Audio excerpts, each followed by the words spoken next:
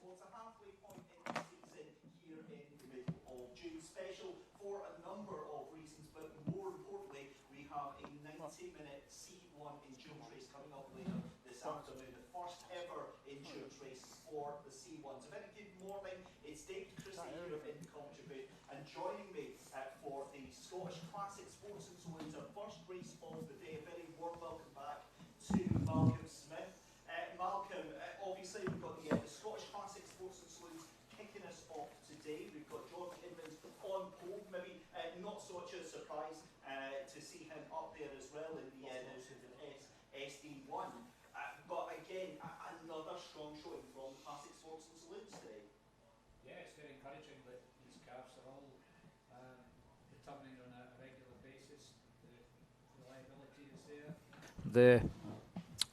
How would you say, the commitment of the driver is also there in terms of cost and time that it takes to prepare the cars, the majority of which are done by the drivers themselves and their merry band of associates.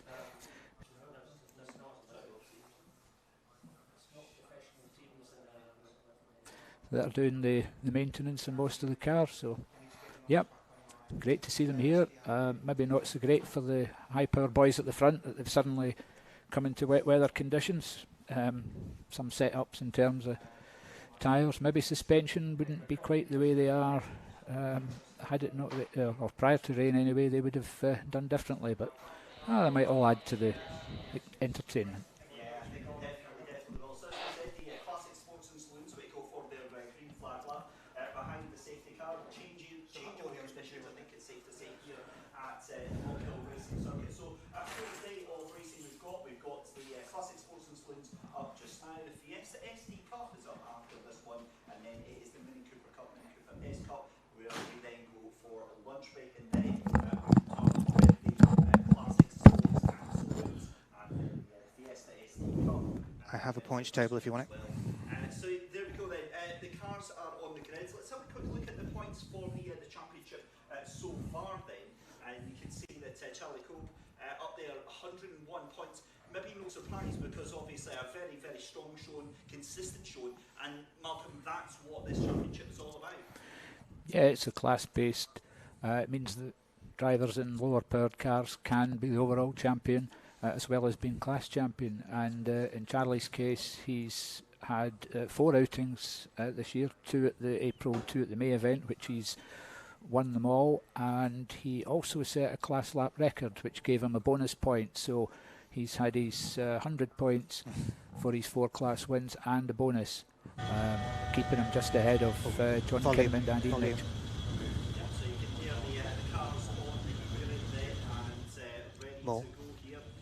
As you see the remainder of the points go through there. Obviously, one to watch out for as well, Alistair Barty had missed the initial opening rounds of the season, and great to see him back as well. But looks like we're away to go on to our green flag lap. Malcolm, again with the sun starting to come back out here at KNOCKHILL and that little bit of drizzle, do you think that's going to make much difference to the track surface?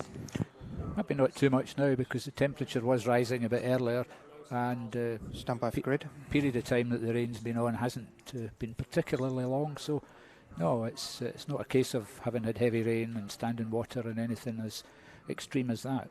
Well, Grid coming up. To see such a bumper grid here for the Scottish Classic Sports and Saloons. Here's how the cars lay out then. On row 1 is on pole alongside Andrew Graham. Alistair Barty No, in third position. just get him to hold, pull out and hold. Then you've got Elliot Parson in fourth, Charlie Cope in fifth place, Kenny Brown shown in sixth place, To the right. Adam Kinman's in seventh, Craig Houston in eighth position there as well. And then moving on, you've got ninth position is Phil Russell. I can't move Bruce on. Mitchell Why? is in 10th position. Dixon is in 11th. Row 6 is Michael Longstaff rounding out that one. Row 7 is going to be Andrew McGregor and Paul Powers in 13th and 14th position. 15th and 16th is going to be Ian Mitchell and Colin Calder. Sorry. David Riley is going to be in 17th and 18th position. But Michael Anderson at the back there. And I'm going to apologise, Malcolm, because you did ask about Phillip Russell earlier on. Okay. And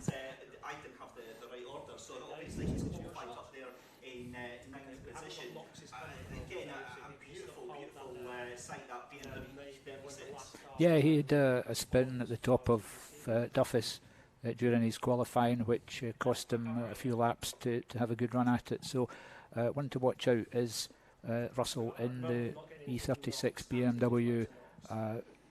Certainly, I would have expected him higher up had he had a good run at qualifying. Yeah.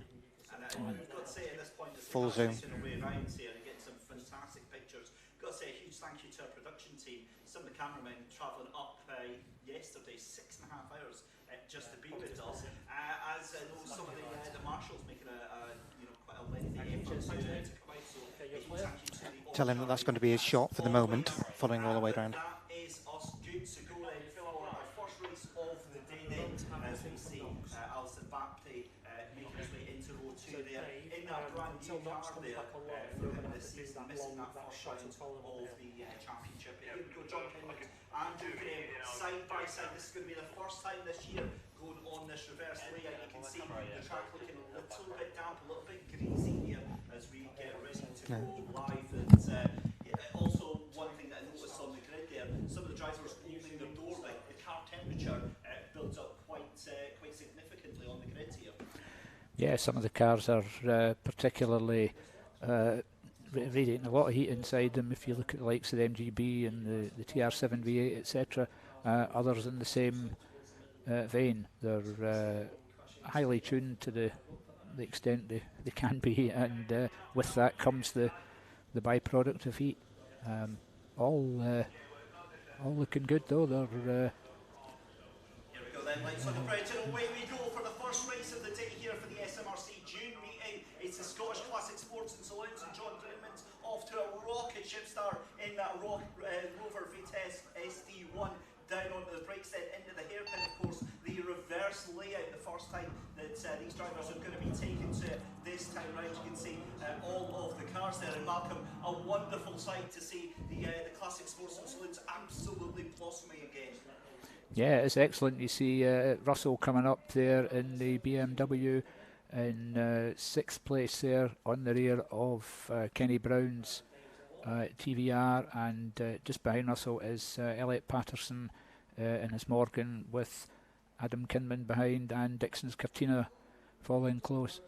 Now, the cameras here obviously giving an idea of just how wet and blustery it can be throughout different parts of the circuit. The start line could be glorious sunshine, and down at Clark's it could be a little bit more damp, shall we say. But there you can see the number 69 of Nicky Dixon just coming up through the hill here as well. That was some side-by-side action with one of the BMWs there. That's E36 that we were speaking about earlier of Phillip Russell. But as you said there's Alistair Bapty up on the inside of Andrew Graham. So that is second place for the Bapty man. Great job there, great move on the inside in that brand new Triumph TR8.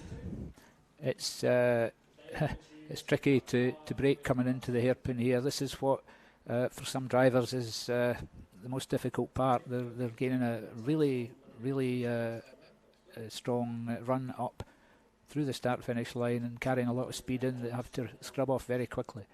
And the other thing that was a way to mention that we saw last time out that you were here, Malcolm, was that the Rover of John Kinman, it gets a lightning start for the first couple of laps, and then those tyres really start to go like bubble gum quite quickly. I wonder if this is the race where Alistair Bapty is going to actually be able to catch up to the back end of John. Yeah, well, it's for Alistair first time out with this car in this configuration, so obviously he's driven the circuit in this setup many times, but yeah, he'll be getting used to the car going this way, and looks strong so far. Yeah, it certainly does. You can see all of the cars there. Absolutely loving the fact that we get to see all of the fields here, not just the battle at the front there. We also saw Phillip Russell involved in a battle with a Morgan 8 of the number 73 of Elliot Patterson. That was down in 6th and 7th position, so very tasty little battle going on through here. But again, the chicane here, a very different challenge for the drivers here, because that apex, that crest of the hill, completely blinds here, Malcolm. Yeah, it's tricky to do it, most certainly, and the weight transfer in cars is something different, and Bapty's slowing up as he reaches the top of Duffus, with Graham straight past, and Cope similarly. We'll see here whether it's not. He's retiring to the pit lane as we see other competitors go through. A slight flapping of the bonnet on Russell's BMW there as it approaches the hairpin. Hopefully that's nothing too serious later on. Patterson giving close chase in the 64 norm. Nope. That's absolute heartbreak for it's not the norm. Seeing him having to retire out of the race. He's in the pit lane with obviously what looks like some sort of a technical issue here as we come back to Elliot Patterson then onto the back end of Phillip Russell here, trying his best to catch up onto the tail end of that thing. But I think Russell now just starting to eke out a little bit of a gap in that what is now essentially 5th and 6th position there. So they're closely catching on to the tail end there. In fact, actually, where has Phillip Russell just gone? And just looking at Kenny Brown as well in that TVR Griffith, that is one of the slightly more exotic machines I think we'll see on here today. Yes, it's a very impressive car. It runs in Class C in the all-comers type, which allow vehicles that are truly in the spirit of the racing, but not quite within the original championship designation, and an excellent performance. This is Kenny Brown's garage project, and for him, return to racing where he did so well in Formula Fords over 30 years ago. So showing that he's still got a good lot of pace there and doing well. As we see here, Craig Houston in his Lotus. He was closely followed by Adam Kinman in the Rover, but pulling ahead quite nicely now. Adam given pursuit, but yeah, 91, the beautiful Lotus of Craig Houston, and the Vitesse, later Vitesse Rover of Adam Kinman following him there. It is an absolutely glorious sound, that number 91 of Craig Houston. As you can see, a race leader then, John Kinman's clearing off into the sunset, catching up to one of the first XR2s at the back of the field. That's going to be David Riley in the number 36 that he is going to be putting a lap down there as well. Again, great to always see the XR2s still out, even though there is only the two of them there. But again, you can see, no matter the fact that John Kinman is a country mile out in front of everyone else, he's still pushing right now. And what I also noticed, Malcolm, was that coming across the start-finish line, the green flag was being waved there. So we've got yellow flags coming down into to McIntyre's here, and I'm wondering what that means then. So do we have a car off on the inside of McIntyre's there? Because then we have the green flag waving at the start-finish line, and also a slippery surface flag out. Yeah, it could be that what we can't view from this angle is if a car has stopped on the exit from the track into the pit lane, then the yellow would flag up there. Phillip Russell has gone in. His flapping bonnet has had to be sorted as we see 173. That is Kenny Brown in the TVR passing Andy Graham, number 78 in the TR7 V8. So excellent performance from Brown, getting ahead of Graham, although he's not getting too far away unless Graham's had some temporary slip up there. We see then following behind the Golf of Charlie Cope and Elliot Patterson in the Morgan. Yeah, I was noticing yellow flags over the back end of the circuit there, on the back street there, that was completely separate. Blue flags obviously for some lapped cars, but that would make me believe that there was a separate incident. As good to finally be back with you, Malcolm. Sorry about that. Apologies about the audio differences there. But on the back street there, obviously a very separate incident. Yeah. To what's going on here. As there's the move done on that TVR. So yeah, super.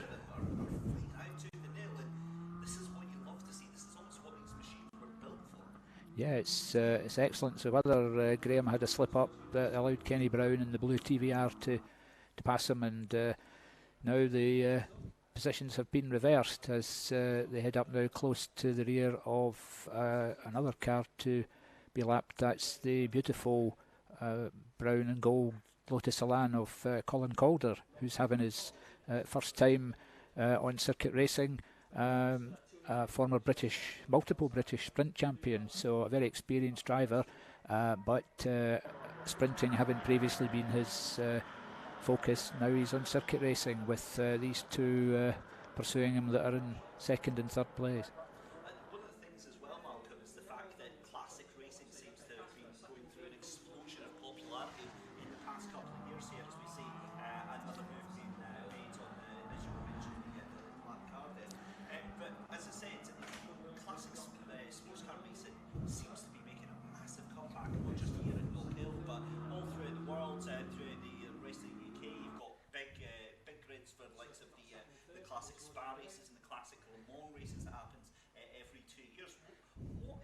draw with these wonderful older machines? Well, maybe it's the attraction of people who drove them when they were younger, or always aspired to have one when they were younger, and now have the little more disposable income that allows them to pursue their hobby.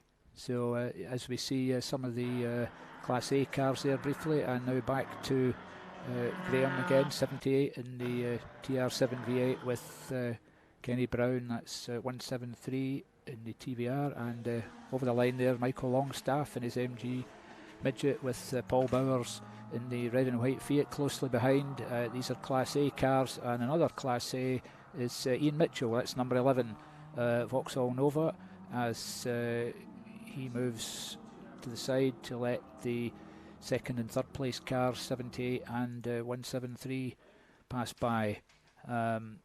Paul Bowers again seen there in his Fiat, he moving to the inside at our next corner of call, and yeah, a nice move there as Bowers is overtaken by two, and super. Brown gets just ahead, but has to take to the grass as he seemed to perhaps have outbraked himself a bit. Yeah, that's exactly what it was like there. It was a little bit of a wild moment going too wide across the lapped car there, and sent it and decided to have a little go on the inside there, and caught himself out under braking, and ended up losing it, having to go across the grass there. And you can see there's a lot of time being lost by that TVR there. So again, it's the battle of the late breakers there, and I think quite handsomely lost that one.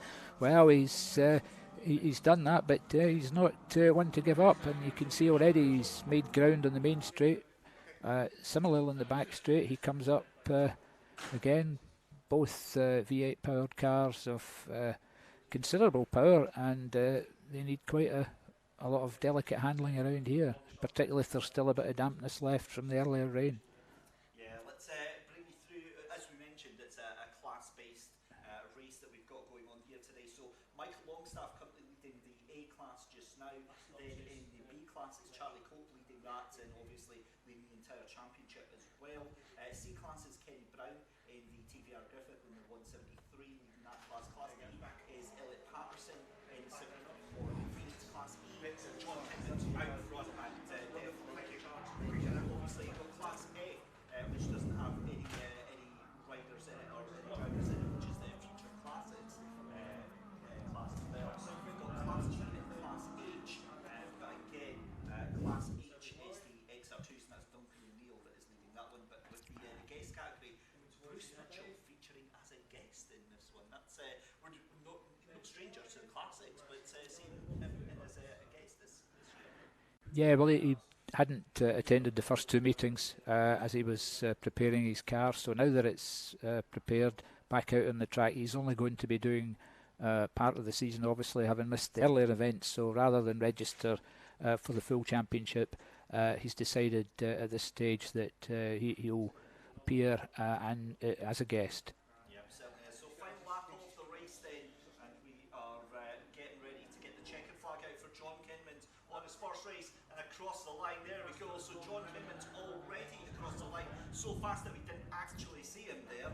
Andrew Graham in second place, then Kenny Brown in third, Elliot Patterson is going to cross the line in fourth place, Charlie Cope in fifth, Craig Houston in sixth, Adam Kinman in seventh, Nick Dixon will finish in eighth position, Bruce Mitchell is going to take ninth, and Michael Longstaff in 10th position. As again we said with the classes as well, Class A is going to go to Michael Longstaff, Class B is going to go to Charlie Cope, Class C is going to go to Kenny Brown, and then with Class D as well, that goes to Elliot Patterson, Class E to John Kinman, the XR2s go to Duncan O'Neill, no surprise there, and then the guest as well going to Bruce Mitchell. So another fairly dominant performance there from John Kinmans.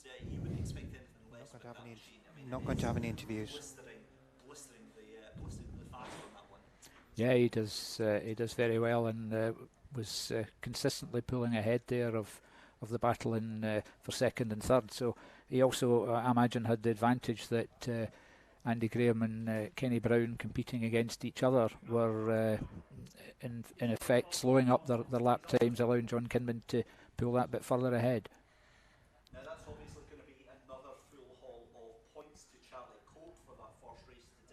That's going to take him up to, I would imagine, 126 points in the championship.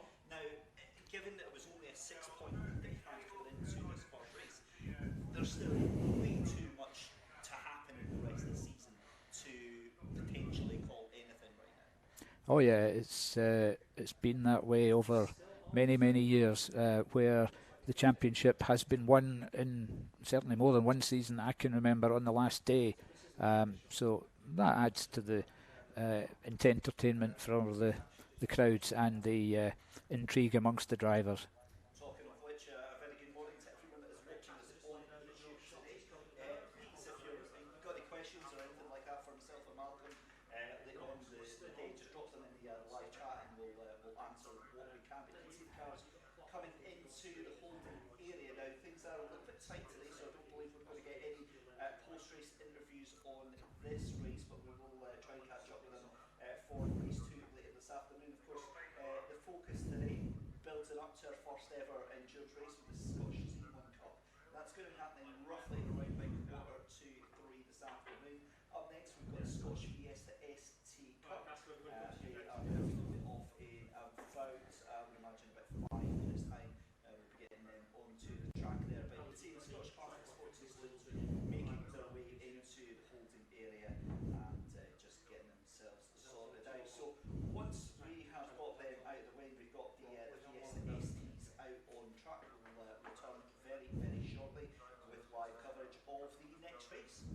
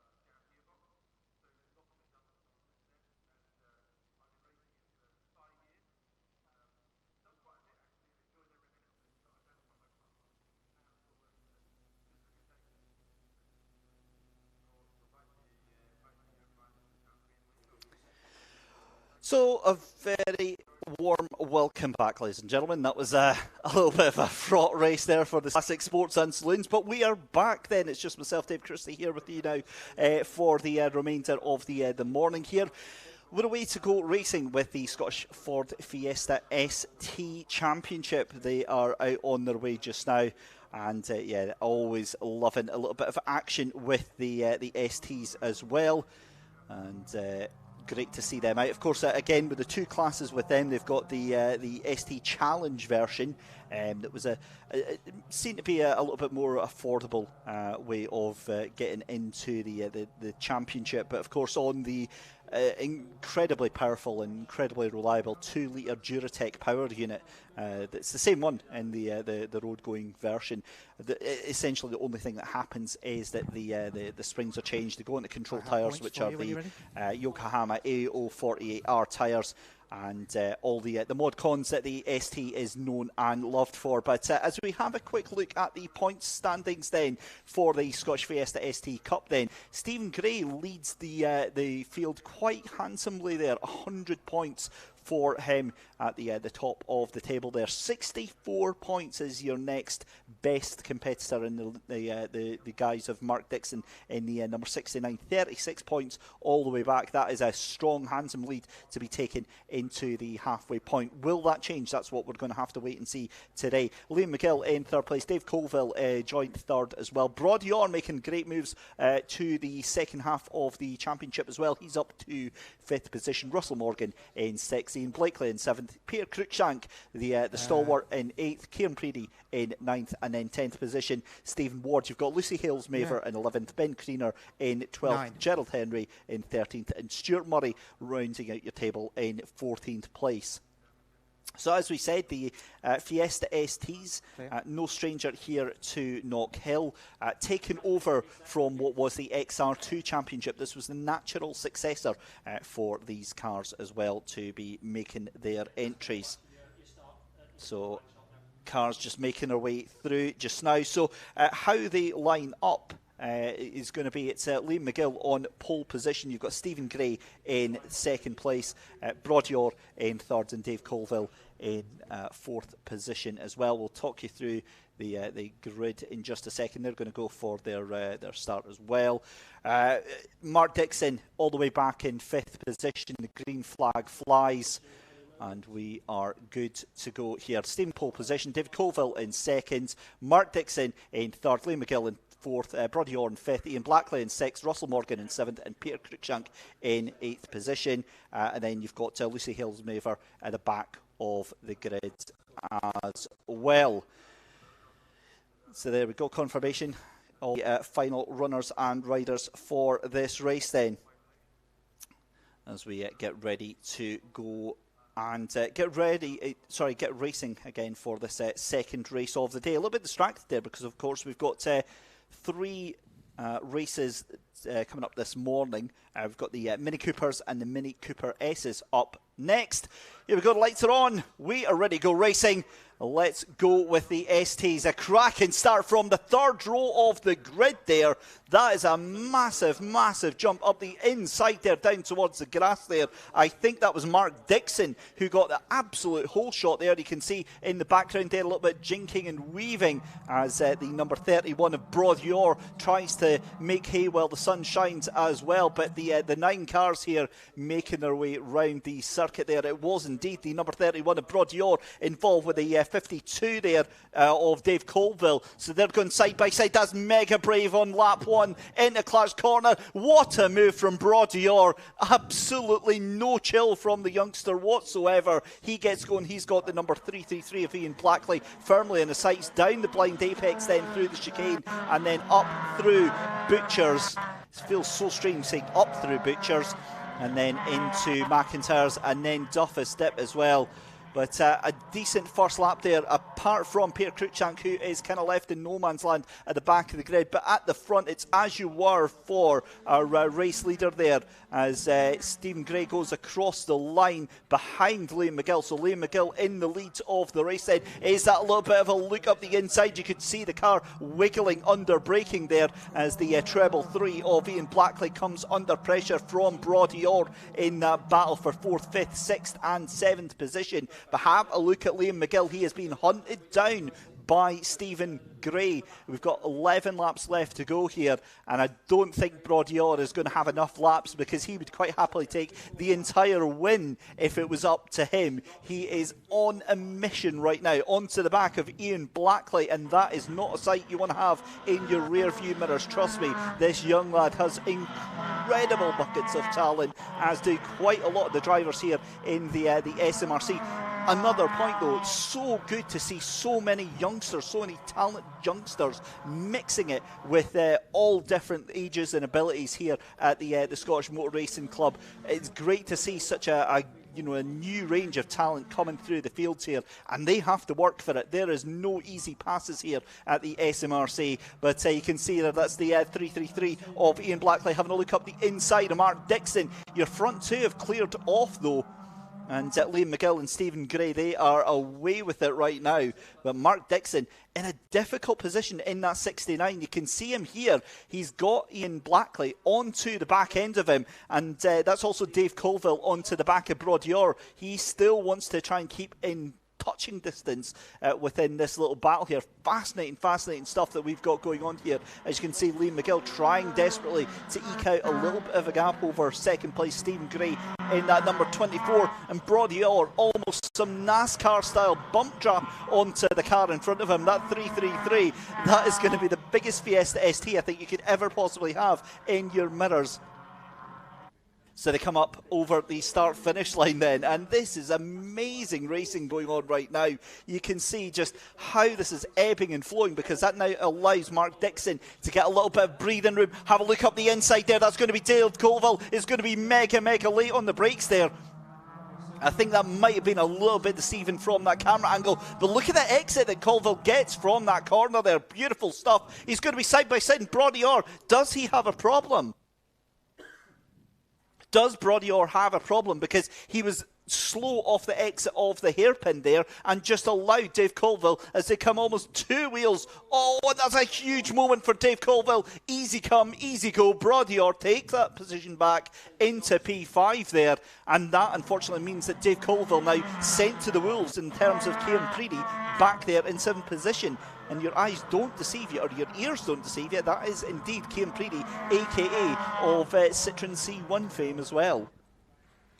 So just watching the cars making yet another lap ticked off the book here. 9 laps left to go in this Fiesta ST race, and this is proper exciting stuff here. You get the impression that Stephen Gray closing down the gap to your leader just a little bit as well, and any worry that I had of Brodior being in trouble is now completely gone, because he's right back onto the tail end of Ian Blackley and Mark Dixon here. So Ian Blackley is the closest man to Brodior right now. Mark Dixon getting a little bit of daylight in between them, and that is skirting with the edge there. Liam McGill comfortably out in front, but still absolutely pushing that car to its limits there. You saw just flirting with the track limits there on the exit of Clark Corner there, pushing the car as wide as you can, and that's a little bit of a mistake there from Mark Dixon.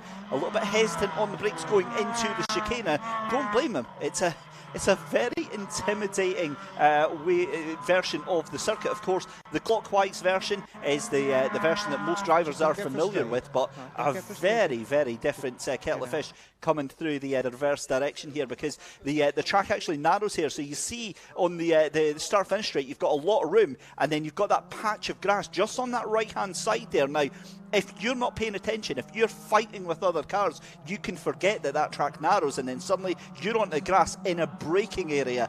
Yeah, things can go very wrong indeed if you are not paying attention. Thankfully, all these drivers absolutely on point today, but a little bit of a breather for all of the drivers now then. Liam McGill and Stephen Gray, the gap now 1.3 seconds. We're continuing to watch this battle for 3rd, 4th, 5th and 6th position, and rightfully so.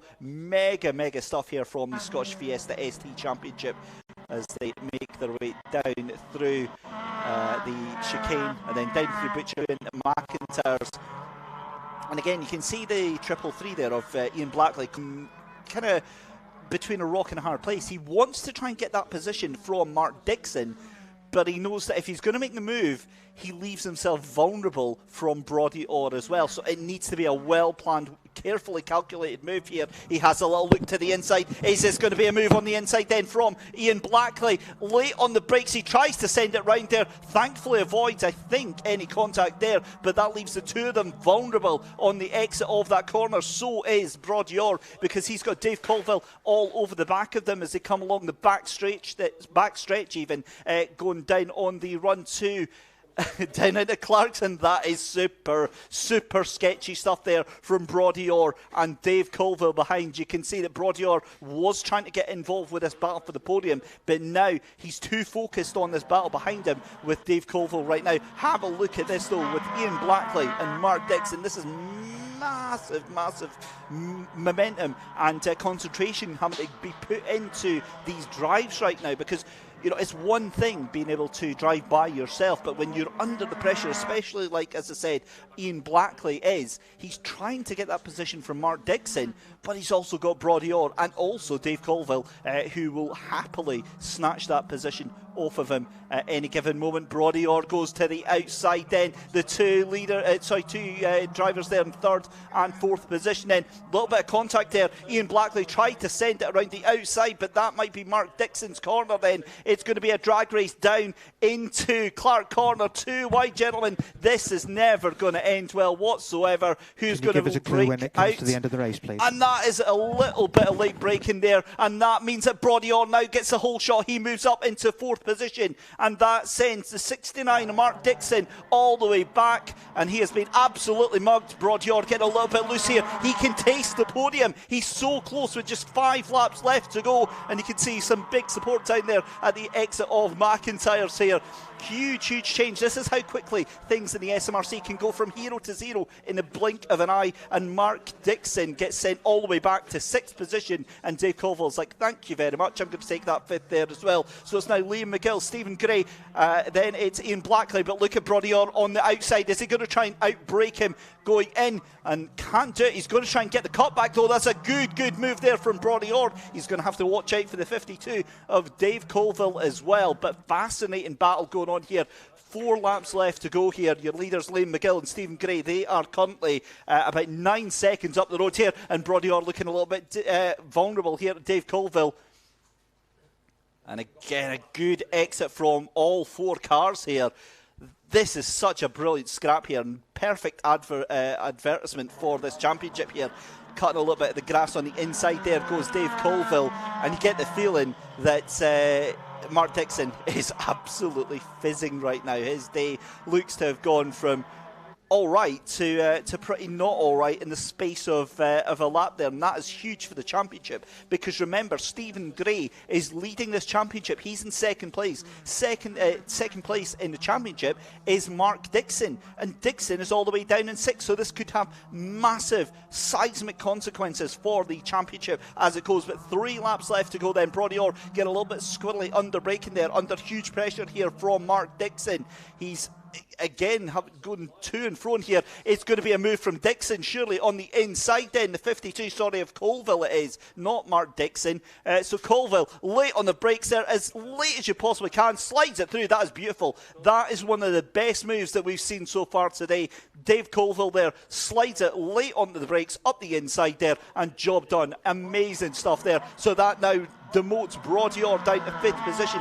Dave Colville up into 4th position there, and 3 laps left to go. We're going to be down to 2 laps left to go once the leaders cross off the line here. So penultimate lap here of our first Fiesta ST race of the day. Now have a look at this. This is changing. Stephen Gray right up to the back end of Liam McGill. So this could be a change for the lead that we're away to see right in front of our eyes. We've still got this battle for 3rd and 4th as well, as round the outside tries to go Dave Colville. Brilliant stuff there. Excellent that we cut back to the change for the lead then. So this is going to be Liam McGill fighting Stephen Gray here, side by side almost, coming in on the penultimate lap there. Stephen Gray gets caught out a little bit on the braking, takes too much air going through Clark Corner there, and again has to keep onto the back end here. This has been timed to perfection. If this has been planned by Stephen Gray here, beautiful stuff if that is the case though. But Liam McGill doing everything he possibly can.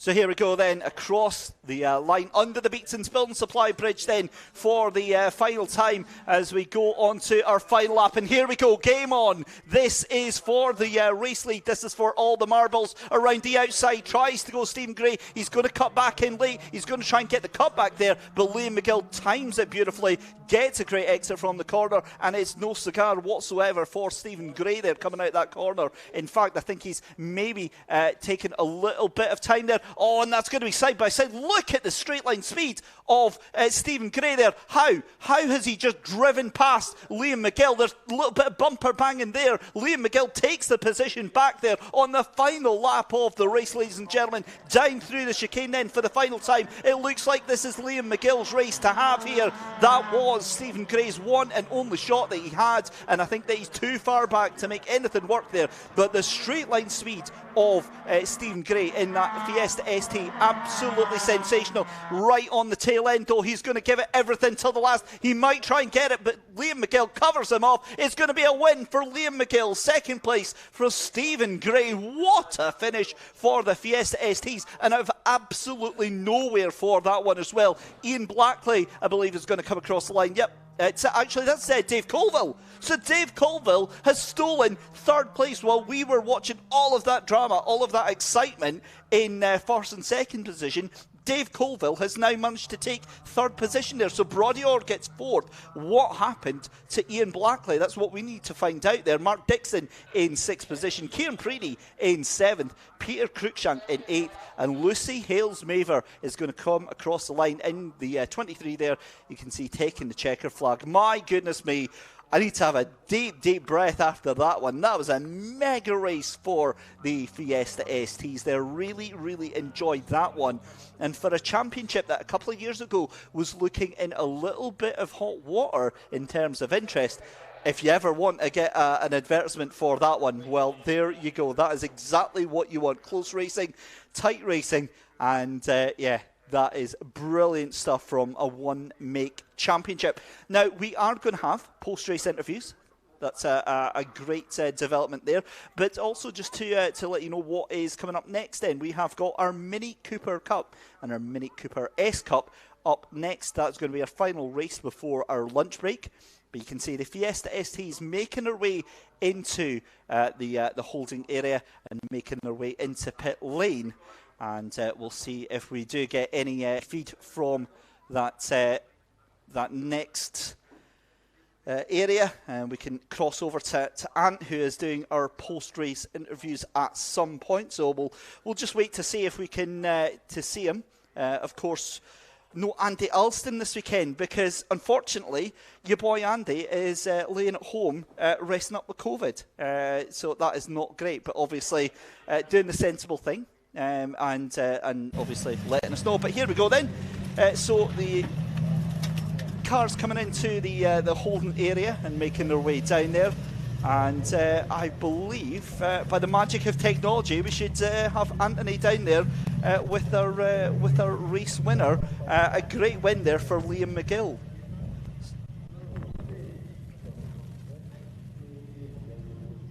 There you go, the sprightly sight of Anthony in the background there as we head our way over. And I'm presuming with the fact that he's popping his way back over here that he's not going to be able to have a chat with us. That is unfortunate. Oh, he's got a microphone in hand. Hello, Anthony. You're down there in the holding area. I certainly am, Dave. Yeah, we're struggling for a distance on the camera at the moment, so I'm getting the drivers to come down and see me. So we have second place coming our way. What a fantastic race that was. That was mega, mate. Make them do all the work. Don't be afraid. Get them to do the work. And just like that, technology unfortunately has failed on us there, and we've lost our camera link with Ant on his debut, doing some holding area interviews there. I'm going to blame Ant. That's we need to get a hashtag on the screen there. Blame Ant for all of our technical issues there. So we'll try and pop back if we can. Unfortunately, that was literally, I think, just as Liam McGill made it over to our camera. But obviously, with the reverse direction, we're in a different area. So again, it's just some technical issues trying to get that feed all the way back. And if you want, we'll try and maybe actually, I'll see if we can put 50 pence in the meter and see if we can try it. But we'll try it again. Ant, are you over there in the holding area? Thank you. Cheers. So Liam's on his way. Poor Ant didn't see that, but we lost all of that, buddy. We didn't see any of that there. But we'll come back to you just now. We'll see who you've got. Obviously not. Oh, I love live technology. You got to love it. But there we go. So that was the Scottish Fiesta STs then. Liam McGill taking the race win then. Stephen Gray in second place. Dave Colville in third position. It was so close for Brodie Orr. He could have tried to get himself onto the podium there, but it just wasn't to be. Fifth place then for Ian Blackley. Sixth place for Mark Dixon. Seventh place for Kieran Preedy. Peter Cruikshank in eighth. And Lucy Halesmaver down in ninth position. So up next then we have our Scottish Mini Cooper Cup and the Mini Cooper S Cup. Of course, the Mini Cooper S is joining us for 2 of the 3 races, and then they don't take part in the third race this afternoon. Currently scheduled that third race for 16:25, although things been going very much ahead of schedule today, so they might be out a little bit earlier. So you just have to pay attention to the stream, and we will update you as soon as we possibly can on that. So as I said, the Mini Cooper Cup's up next, and just looking to the championship for the Mini Coopers, of course, to give you a little bit of perspective on what we're going to see. Michael Weddle has had a dominant season, most of this season. I think we'll probably skip over what happened at the last race because, yeah, that's probably for the best. But Michael Weddle in the lead of the championship, 136 points ahead of Chad Little in that second position. Jack Irvin in third place and Ian Munro into to fourth position there. So 136 points. It's a 24-point lead that Flymo has over Chad Little in that second place there. But Jack Irvin doing a fairly decent job of holding up. Of course, involved in that very controversial race 2 last time out, where there was an incident at Clark Corner and collision that ended up taking out our race favourite and race leader at that point, Neil Hose. So be very interested to see how that all pans out today. Definitely going to be some grudge matches, I think it's safe to say. But again, anything can happen, and it usually does in the Scottish Mini Cooper Cup. So the cars currently making their way out there, and that is the number 111, I believe, of Neil Hose, just making his way out there just now, and they're going to be making their way onto the grid itself.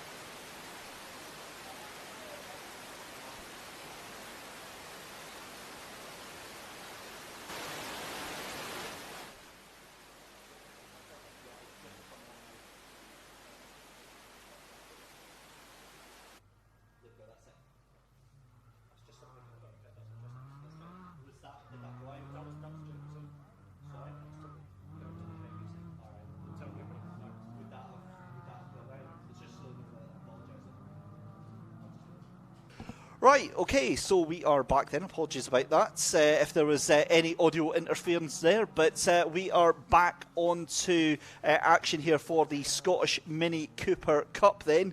As we said, number 1 of Michael Weddle is going to be trying to make it yet another stunning performance. It's not been a clean sweep for him through the championship. We had race 3 where he didn't get the top spot, and race 3 of the last one where he didn't get the top spot as well. So the cars on their way to the grid just now. And here we go with the grid then for the next race then. So it's one in the Scottish Mini Cooper Cup. I'm a little bit stunned by that, I'll be honest with you. I hadn't had a look at the grid order by that, but if that is the case, that is a hell of a performance for that there. In fact, my one has some slightly different data. I was about to say, because of course we've got the Mini Cooper S's in this, so you'll just have to ignore the grids for just now, and I can take you through the correct grid as it stands just now.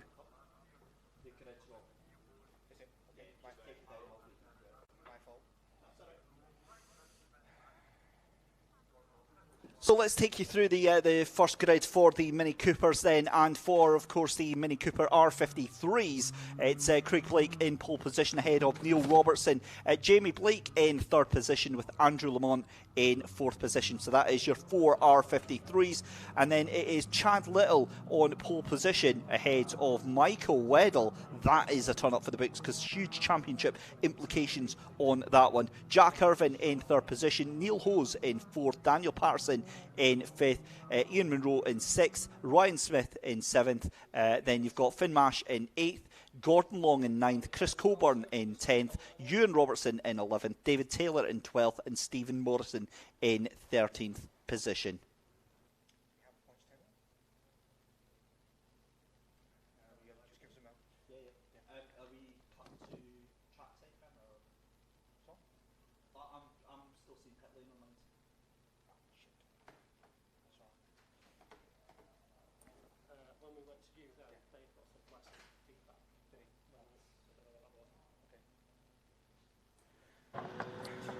So the car's just making her way round through to the grid then, and we'll get our grid order sorted. As you can see there, beautiful, beautiful car. I'm completely biased with the favourite colour of yellow, so Ian Munro's number 23 always stands out rather predominantly. But I mean, obviously, right, big talking points. Let's keep an eye on the number 65 and the number 111 now. People who know me know that I am not somebody that likes to stir up drama or stir the pot up. But yeah, that's going to be very spicy with them. There's going to be some scores to settle. That is 100% for sure after that one. So Jack Irvin, second place. Neil Hose, third place.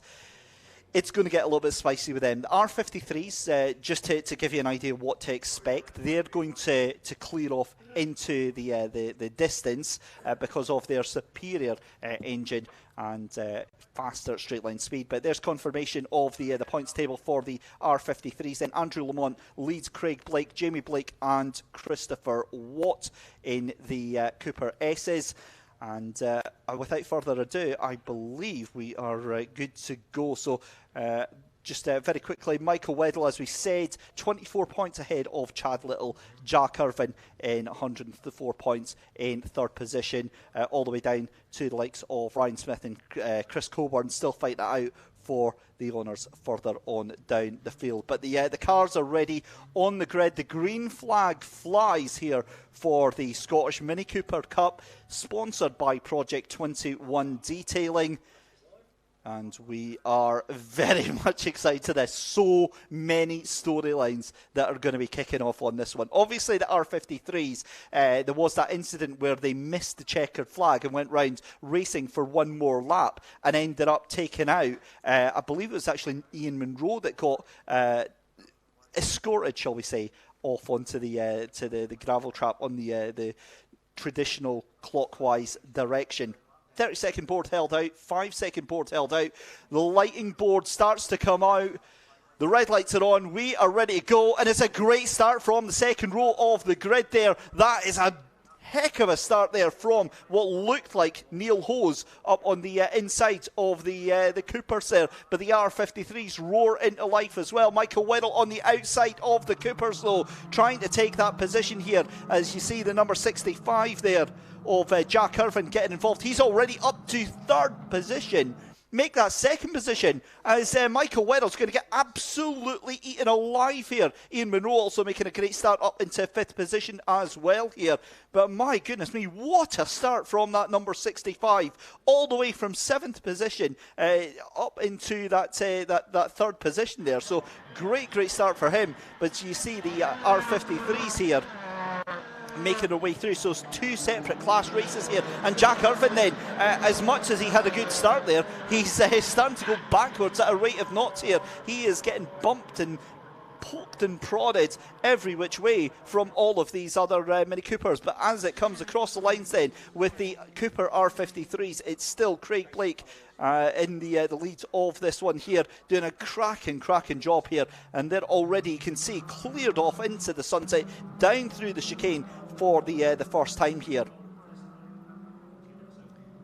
That then leaves the Mini Coopers to go off in their own battle as well. So Michael Weddle in the showing us in the lead of this race then. So he must have managed to get his way past there Neil Hose right now. So Neil Hose doing another ridiculously strong start to this race. Chad Little in 3rd position then. And yeah, this is awesome stuff here. As you see, the R53 is another brutal destruction of one of the poor innocent floppy markers there over the chicane. They are all going to be repeatedly wiped out through the course of the day there. That is the 333 there of Ewan Robertson going very slowly indeed. And I'm wondering if there is some technical issues with that car. The R53's come across the line to cross off yet another lap there. You can see the Mini Coopers just in the background there of Michael Weddle and Neil Hose. Great to see that we can cut back to that, because the R53s do tend to chase themselves off there. But have a look at that. Neil Hose already in with the chance of taking the lead of this race. Poor Flymo. Oh, there's a huge contact going into the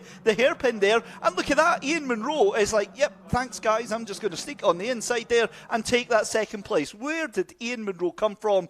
Well, it doesn't matter, because he's going to find out that Neil Hose is not in a mood to mess about here.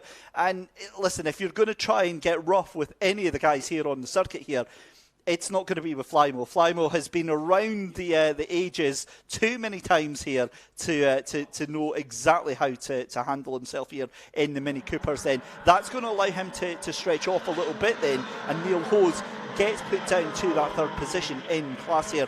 Beautiful roar from these Mini Coopers as they make their way through. That's on the inside there. That's going to be side by side with the 22 there of Finn Mash. And who is he side by side with? I believe that is the number 94. Is that Ryan Smith that he is fighting out with again? But, well, I'm pretty sure I just saw what I saw there, and a little bit of hip checking going on coming across the line. They do enjoy a little bit of argy-bargy, I think, is the most polite word that I can use on a live stream for these drivers here. But the R53s are already on to lap number 3, and they're going to be making their way on to lap 4, in fact, in the next sort of 10-15 seconds there. But my goodness, these Mini Coopers are giving it big shapes coming over the hill there. As you can see, Ian Munro on the 2 wheels very briefly there.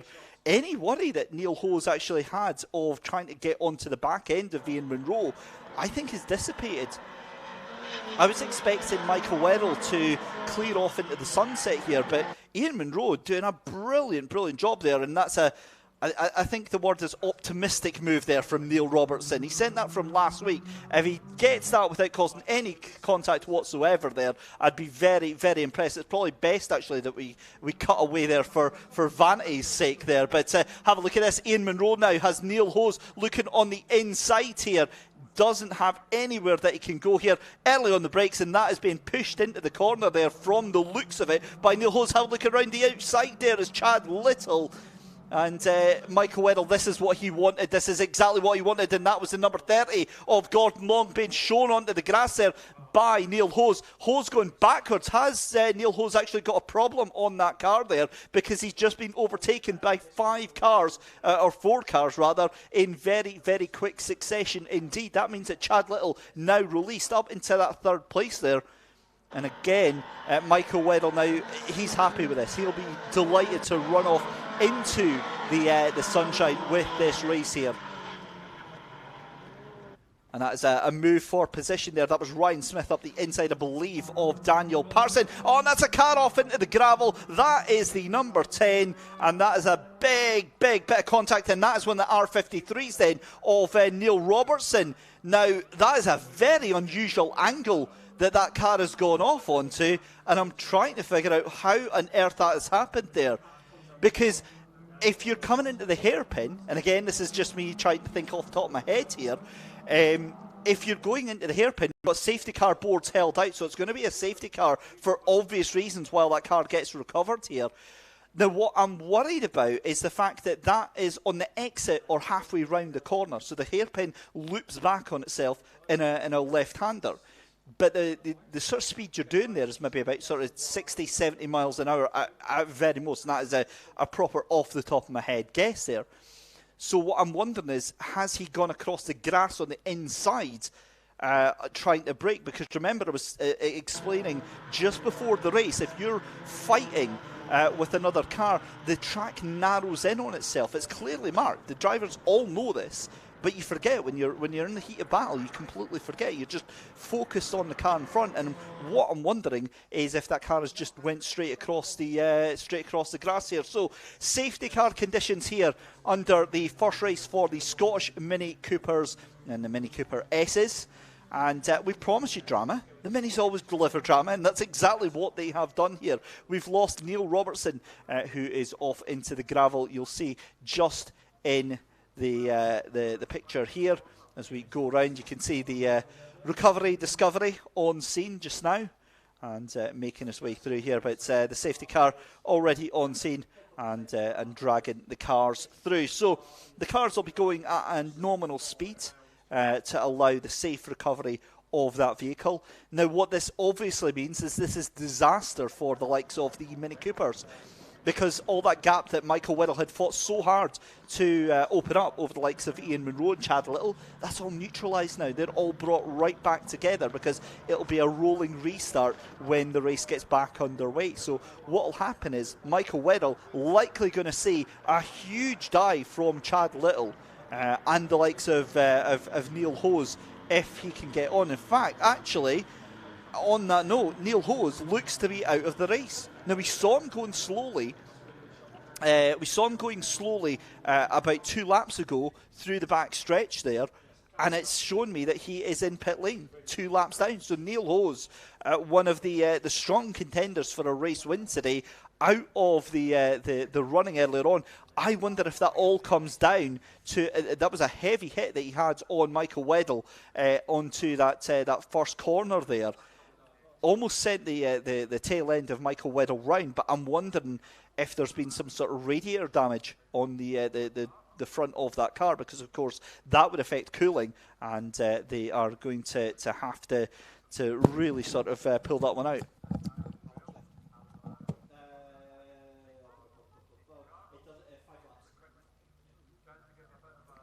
So just seeing the recovery underway, of course, the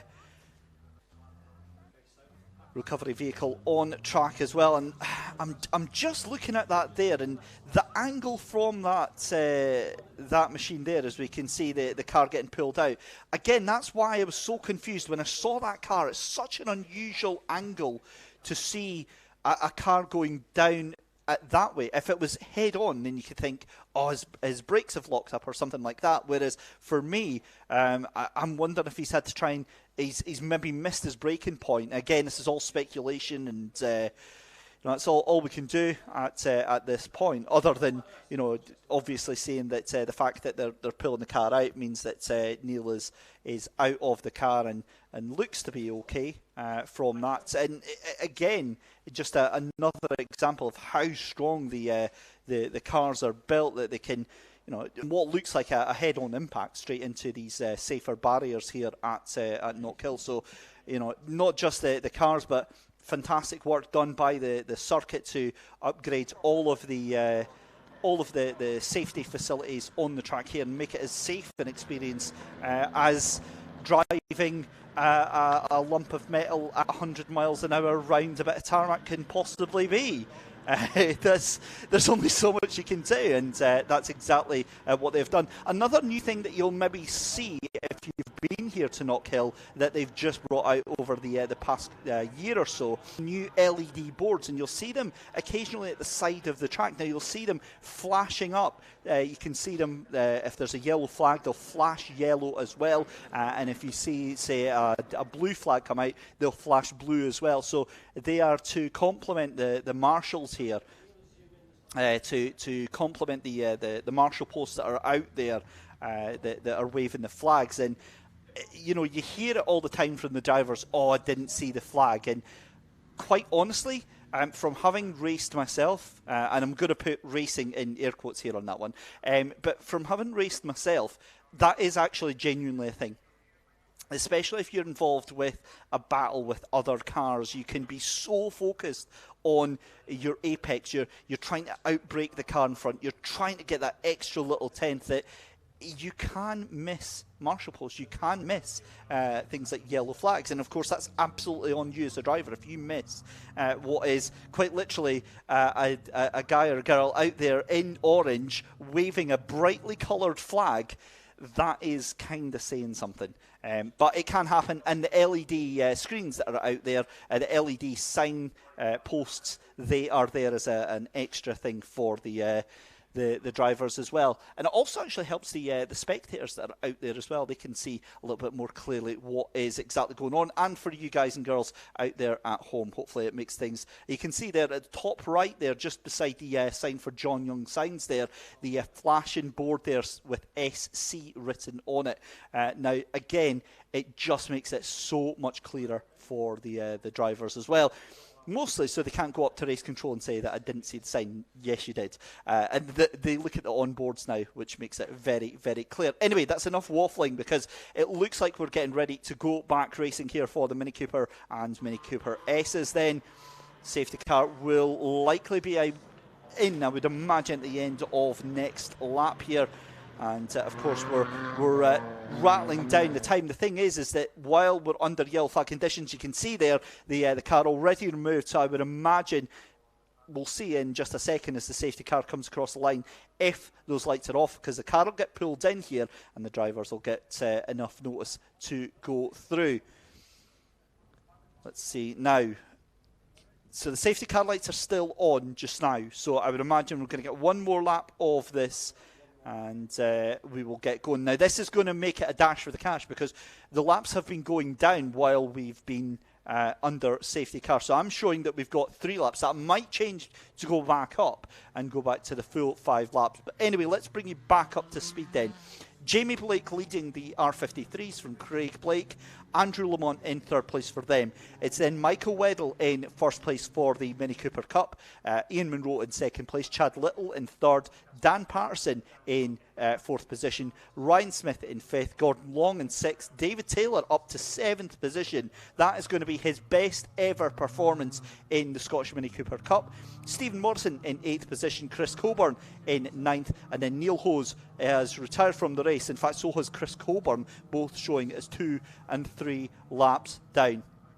Lights are off then, ladies and gentlemen, on the safety car here at Knockhill. The drivers prepare themselves mentally. They prepare the cars as much as they can. They'll drop off a little bit. They'll make their battle plans. You can see them weaving a little bit just to try and keep some semblance of heat in these very, very sticky Yokohama tyres. And of course, they have to work as hard as they possibly can to make all of this happen. And just coming through Clark then for the next time. And as always, a huge thank you to Project 21 Detailing for sponsoring this championship, as well as Yokohama for their support. And brilliant to have them on board as partners. And this is, you know, this is where the future stars are made, ladies and gentlemen. You see so many of your future talents in Tin Top Series coming from the likes of this, even moving on to the likes of the JCW Series over the remainder of the UK. But all that being said and done, all that's left to do is to see the safety car pull in, and we go racing again. The R53s roar into life, and across the line we go then, and the just having a look there. Who's that in the background there? That is, well, that's a wild move round the outside from the 95 of Craig Blake there on Jamie Blake. Jamie Blake caught completely unawares there as we go back to the Mini Coopers then, who are going to be coming across the line now down into the hairpin there, as we still see the R53s making their way down through. Oh, and that's a huge moment under braking there for Craig Blake, wiggling about side to side there as he tries to get some sort of heat into the brakes there. I'm going to imagine that surely can't be... is that Chad Little that's floating about in the background there? No, it's not. That's Chris Coburn, who is still circulating. There we go with the Mini Cooper Cup then. Great to see them back out on the road again as Michael Weddle comes into life there, gets that gap open over Ian Munro. So Munro kind of thrown back into the clutches of Chad Little right now. Daniel Patterson still in there, and that's David Taylor. Well, I'm not going to say what I think that was, but yeah, that's a liberal interpretation of track limits there, I think, from David Taylor there. Cuts across the grass, gets himself into a clean bit of track, no harm, no foul. I'm not sure race control are going to see it that way, but we'll see what happens there. Anyway, on the brakes then goes Michael Weddle. Ian Munro still onto the back of it. We have got a full complement of racing laps left to go then. 4 laps left on the race here. Jamie Blake still in lead in the R53s, but we are rightly going to focus on this battle for the Cooper Cup right now, because have a look at Chad Little. He is hunting, stalking all over the back of Ian Munro as they come into Clark then. And again, this is what makes Chad Little so good at what he does here. He knows that there's so much more at position in the championship than just this position on track. He wants to get past Ian Munro, but he is not going to do anything that is going to compromise his chances at taking the best possible points. If that means taking third place, he will reluctantly, I think, take third place right now.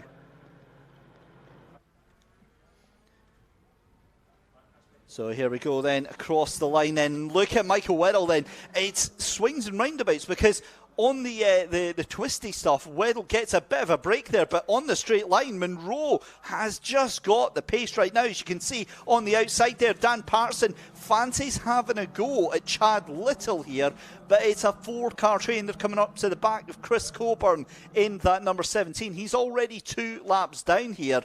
And this is a very, very intriguing finish to our first race of the day for the Mini Coopers right now. You can see also in the background that was Ryan Smith on Gordon Long. But have a look at Weddle. He is under a lot of pressure right now from Ian Munro, and Munro under even more pressure behind from Chad Little. So again, how this is all going to go, and I get the feeling they're going to come across Chris Coburn at the worst possible time. This is down into McIntyre's. This is going to squeeze that 4-car battle right up with each other here as we head back to see the action.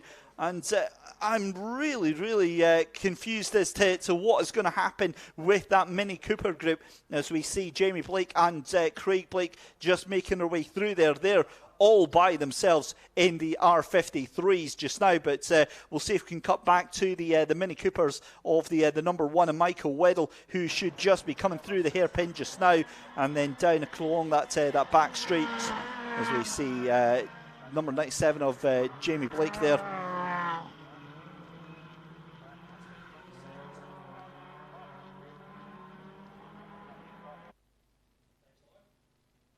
So there we go, back to the Mini Coopers, and it's as you were. Obviously, having 2 classes, we have to try and split up the airtime for both of the classes, no matter how exciting this is. This is just laced with possibility right now. Michael Weddle still in the lead of this little group, and fair play to Ian Munro. He is doing a sterling job. He's not exactly like he's being a roadblock right here. He has earned his place, getting second place in this race just now. Brilliant stuff here as we see them coming under the Beats and Building Supply Bridge. It's going to be the final lap this time round then. You can see the last lap board held out, and Jamie Blake will be coming to take the checker flag, but we need to stay with this battle right here because this is where all the action is right now, and that is a little bit of a mistake there from Ian Munro. He tried to go in on Michael Weddle, couldn't quite make it happen, left himself vulnerable to Chad Little as well, so the all come tearing down the back straight here towards the end of this final lap here through Clark's Corner and down through the rest of the run. It looks good for Michael Weddle. He's looking very comfortable out in front. Not so comfortable for Ian Munro right now. And across the line comes Jamie Blake to take the win. Craig Blake is going to be in second. Andrew Lamont finishing in third for the R53s. We go back to the Mini Coopers though. Michael Weddle still in the lead then from Ian Munro. Chad Little in third place then. They come up over the hill then, and your leader is going to come across the line very, very shortly. Here we go. Michael Weddle takes the win. Second place, well deserved for Ian Munro. Third place for Chad Little. What a race that was. That was amazing, amazing stuff there. Fourth place for Dan Patterson. Ryan Smith in fifth. Sixth place for Gordon Long. Seventh place for David Taylor. What a result for the youngster from Dundee, getting himself into seventh place. As I said, that is his best performance yet. Then it's going to be eighth place for Stephen Morrison, ninth place for Chris Coburn, and Neil Hose in 10th position. That is certainly how I see them just now. We'll clarify that with you very shortly, because there is a couple of newcomers, so you might find some of those positions through outside the top 10 might get shuffled about. In fact, they already have. They've just been updated, so it doesn't affect obviously your top couple of drivers, but just have a look here. It's so Jack Irvin finishes in 5th position. 6th place for Ryan Smith. 7th for Gordon Long. Finn Mash in 8th. Ewan Robertson in 9th. David Taylor takes 10th. 11th place for Stephen Morrison. Chris Coburn, Neil Robertson and Neil Hose do not finish the race. Wow, oh wow. Well, it's a good job it's lunch break after this. We're going to try and jump again to the holding area, try and get another interview. We will drag them out kicking and screaming. We will make it work. We'll make all the drivers do all the work anyway, and have a chat with them. But we have to turn our attention, because the excitement is starting to build after the lunch break, because we have our first ever endurance race for the Scottish C1 Cup. We have a 90-minute race coming up for them. Mandatory pit stop, given the fuel capacity of the car. Some drivers decide to do it themselves. Some drivers decide to take in a teammate as well. We'll bring you all of the news on that one when we possibly can. But as I said, the car's making their way into pit lane and into the holding area.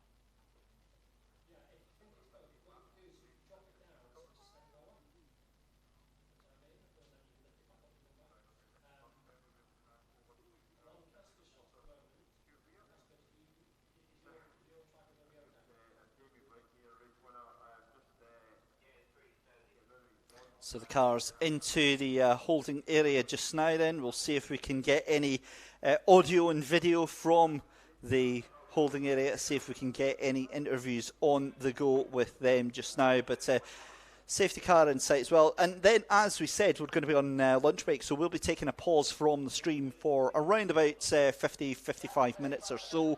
And then we will be good to go with that one. So let's have a look, see if we can jump over to the holding area. I'm desperate to see Ant and his wee face on screen here, because big shoes to fill. Obviously, we don't have Andy Alston with us today, and send our best wishes to Andy, hoping he gets better soon, and hoping it's not affecting him too badly. But we can see into the holding area there. I can see what looks like Ant possibly going to try and corral some of the drivers to come and have a chat with us in just a couple of seconds' time there. But you can see the cars making their way into the obviously back into the workstation area, and yeah, there we go.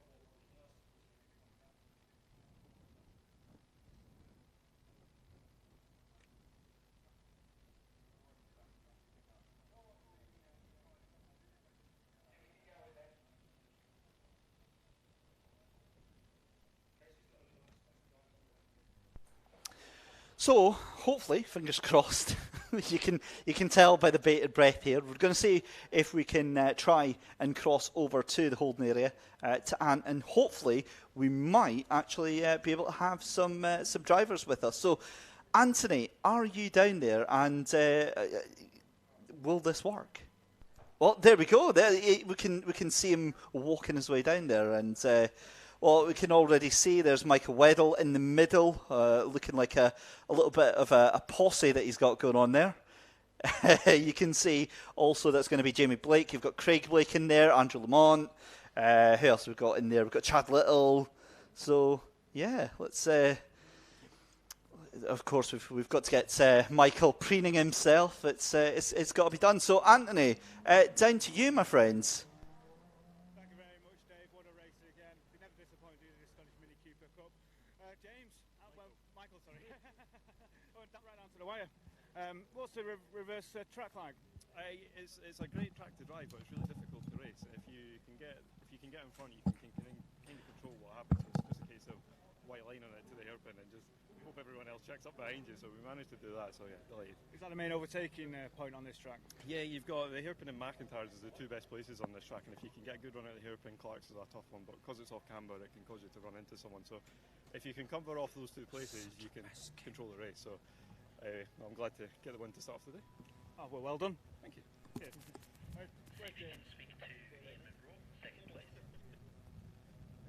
James Blake, the winner of the Scottish Mini Cooper Cup. James, interesting race, sibling rivalry, still going strong? Yeah, good fun racing my brother. So this is the first year he used to race the Coopers. So good clean racing with him, because you know you can race close to each other and nothing should happen. So good fun racing, clean at the start, and then I managed to keep the gap at the end. With the reverse track, do you have to set a car up completely differently? Yeah, there's a little bit of setup change, because KNOCKHILL being obviously one direction pretty much like you're turning, so it's basically the other way. So yeah, the setup a little bit different. So it's a halfway point in the championship. Your brother was leading the championship going into that race. Does that put you on the top now? I'll have to have a look. It might put me at the top, or it'll at least close me up to them. So I'd also like to just say get well to Molly after that race. So. Well said. Well, thank you very much, and well done on the win. All right, thanks for that. Cheers. Let's see if we can bring Craig in. Craig. Hello. How are you doing, Craig? Good. It was a good race. Like clean and tidy? It was clean and tidy, and there was a few hairy moments on the brakes. I don't know, we need to sort that out for the next one. But again, we've got grey clouds hanging overhead now, so it's probably going to be wet. Just to throw that into the mix as well. But I don't know where that leaves me in the championship. I was 2 points behind Andrew coming into this one. So whether that'll put me in the lead, I don't know. Work that out. But yeah, on to the next one, and hopefully get one up on my brother next time. 10 yards this side. Have you ever driven into the hairpin in the wet before on the reverse track? I have. So in the Mini Cooper though, rather than the Cooper S. I've done 6 seasons in the Coopers. It's been a bit challenging this weekend. We've had I always two tend camera to go crews quite well in the wet us. and in reverse direction, so hopefully that bodes well for the next one. One cancel. So you're praying for the rain now, are you? I'm praying for the rain. Let's do a rain dance. We're not. No, thank you very much. So Cheers, well done. Cheers. I'll hand you back to Dave in the commentary box. Thanks very much there, Ant, and there we go then. Just like that, a morning is done and dusted here at KNOCKHILL. We're going to take a very leisurely break. I was about to say a quick break, but it's going to be about an hour. We're going to return with racing around about... let me just tell you, we're going to be back for about 1:30. That's what time we're scheduled. We're running a little bit ahead of schedule. So just check back in with us about 1:25, where you'll see the Scottish Classic Sports and Saloon Championship here on the SMRC YouTube channel. Then you've got the Fiesta STs, the Mini Cooper Cup, and then we have a 90-minute Citroen C1 endurance race. Until then, ladies and gentlemen, enjoy your lunchtime. And we'll see you back here very, very shortly.